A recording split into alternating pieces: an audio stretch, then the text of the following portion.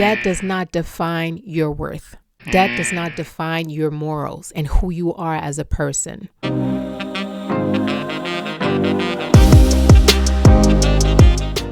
What's up, my loves? It's your girl CiCi, and welcome back for another video. Today's topic is quite sensitive. We're going to talk about debt, guilt, and overcoming financial shame. Debt carries a lot of weight on us, not only mentally, emotionally, spiritually. It's a beast of its own. So I purposely wanted to make this video so that you don't feel alone if you're dealing with a lot of debt, and if you're feeling, again, the weight and the burden of carrying this. You can absolutely overcome the shame that comes when your finances are not where they want to be. And I want to give you practical tips to do exactly that. So what I'm sharing today, I'm also applying in my own life. The weight of debt and guilt.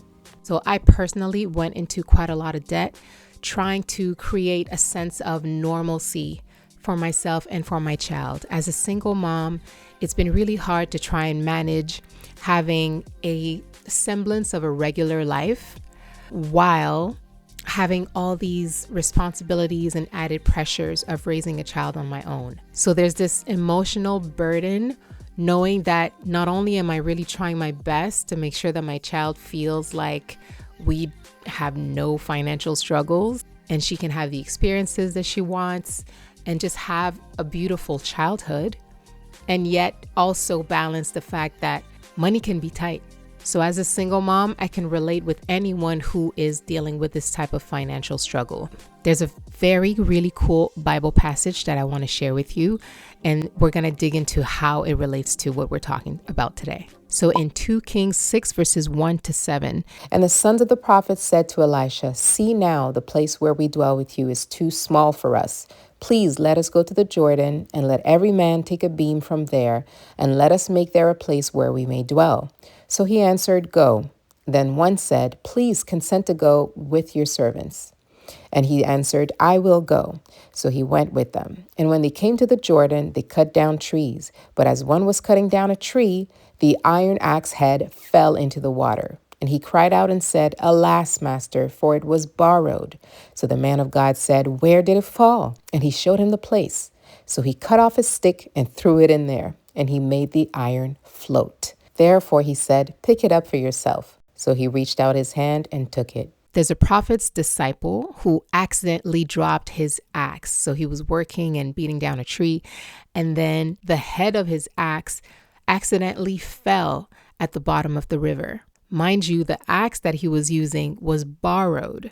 So not only was he super stressed about the fact that he borrowed this axe, and now he can't even do the work he's supposed to do, and it's all the way down at the bottom of the river. While this happens, there's a prophet, Elisha, who was just standing there all along, and he saw what happened. So the disciple turns to him and says, "I don't know what to do. This was borrowed. I need help."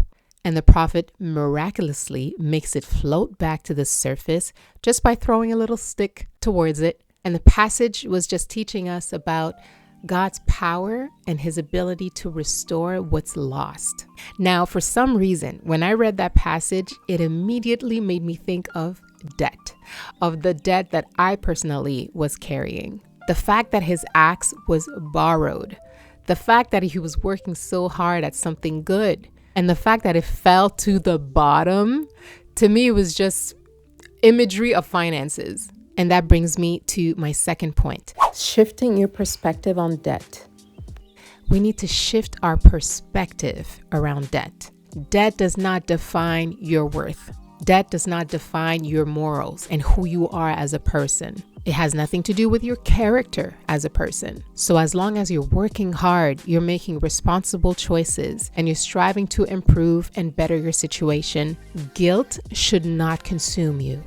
So in summary, debt is a challenge like any other, not a moral failure. And let's take it back to the passage real quick. When the disciple lost his axe, what was he doing? He was working. He was working hard, diligently. He meant well. So as we acquire debt, as we have to manage our debt, if your intention is pure, if you are working hard, and again, making responsible choices, Like I was definitely doing my best trying to provide this sense of normalcy for my child, making sure that she still gets to go to restaurants and try new things and go to the movies, all the stuff that I know she loves as a child, traveling the world and seeing different places, getting to know different cultures. Those are all things that cost a lot of money and unfortunately sent me down a debt rabbit hole. But God's grace is real. So that's for my third and final point. Faith, provision, and moving forward. We got to have faith. We got to have faith because there is provision. So I'm encouraging you, just as I'm encouraged myself, to trust in God's provision, knowing that we will get out of this. But we got to continue putting in the effort because just like in the passage, the presence of God was there all along. While the disciple was working hard, lost that axe, all of that, God was standing right there. Because in the Old Testament, a prophet was a representation of God's presence, a physical representation. And so knowing that God is right there with you all along and he sees, he hears, he knows your intentions, you have to trust that he will also provide. So as you're finding solution, as you're learning about financial literacy, let go of the emotional burden that comes just knowing the dollar amount of the debt that you carry. Don't think about it. Think about the solution and God's provision. I have seen God intervene miraculously, time and time and time again. I have stories for days because again, I never wanted the lack of money or the restrictions of money to deter me from trying to get my daughter to experience life in a normal way, in a beautiful way, to create a childhood that I wish I had. And just like in the passage, God had to miraculously bring that axe head right back up for me. And as much as it can feel tiring mentally and emotionally from just going through that cycle over and over again, it has strengthened my faith in the God of the impossible. So when we say we have faith, what does it mean? Faith literally means believing in the impossible. So I'm not saying just keep getting more debt. Debt is not a big deal. Not at all. What I'm saying is what you have accumulated in the past. Don't carry the shame that comes from having to carry it. I want you to look at it as, again, simply a challenge that can be dealt with just like any other, knowing that God will provide because he knows your heart. So you and I have that task to pray regularly and intentionally for financial breakthrough to get rid of the debt that could cripple us. Because we got work to do. We got work to do for the kingdom. We got work to do for our children if you have them.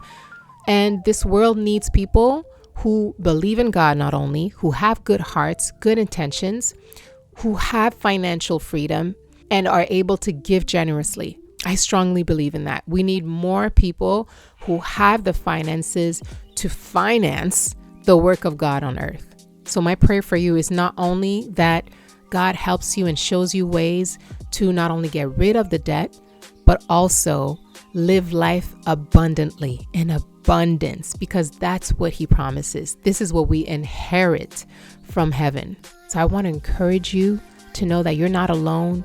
If you've indebted yourself just trying to, just like me, provide a beautiful life for your child as a single parent, a childhood that they can look back on and be grateful for, and just trying your best as a parent to give them maybe what you never had because you love them that much. God sees you, God hears you, and he's right there beside you, ready to do miracles over and over again. When that axe head falls down the river, he'll make it float back up every time because he loves you that much. Don't forget to like this video, subscribe to the channel, and comment below, what do you believe God will do for you? What's the miracle that you know that he will come through for you? I'll see you in my next video.